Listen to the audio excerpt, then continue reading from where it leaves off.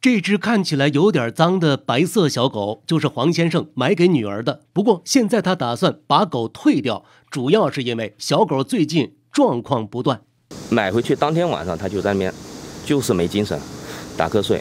然后第二天的时候，我想问他们怎么回事，他们意思就是说小狗都这样的，正常的，就小狗可能有点累了怎么样？结果呢，就过了2、3天，就小狗精神越来越差，大概在第3天还是第4天左右就开始拉稀了。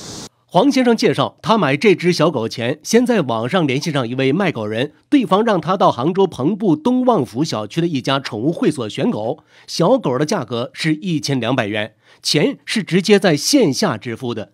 黄先生说，小狗出现问题后，他去了一趟宠物医院，结果小狗查出细小病毒，他就把狗送回了这家店。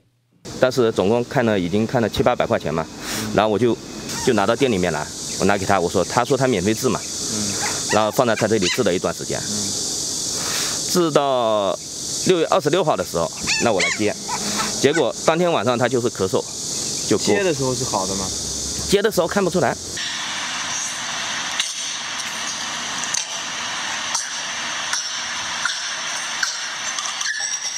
黄先生觉得小狗不太健康，和女儿商量了一番后，决定把狗退给门店。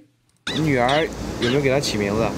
有，取名叫团子。我跟他说了，我说爸爸这里，这个狗可能本身是有病的，就是我如果买过来的话，我们要是治不好，小狗狗死掉的话更可怜。我希望你给我退款，我贴你的200块钱，我折点钱，你给我退款我都可以。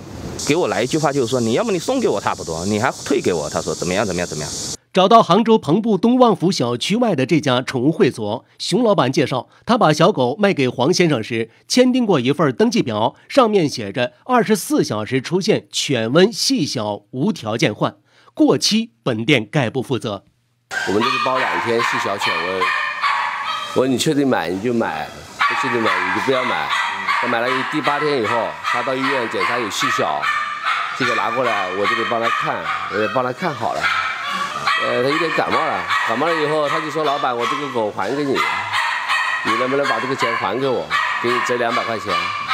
我说肯定不行，我说卖狗哪有这样的呢？你养了感冒了、生病了都让他还给我，感冒生病了他肯定受凉了，他自己在照顾了。跟你以后感冒了说老板把这个钱还给你，这可能吗？熊老板认为，他们在售出第8天还把小狗治好，已经远远超出了当初约定的24小时。现在他不接受退款的要求。你们这里有没有卖狗的这个资质啊？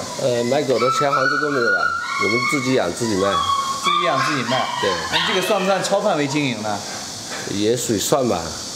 每个店不是一样的。黄先生后来把情况反映给了彭埠市场监管所。邮报黄健记者报道。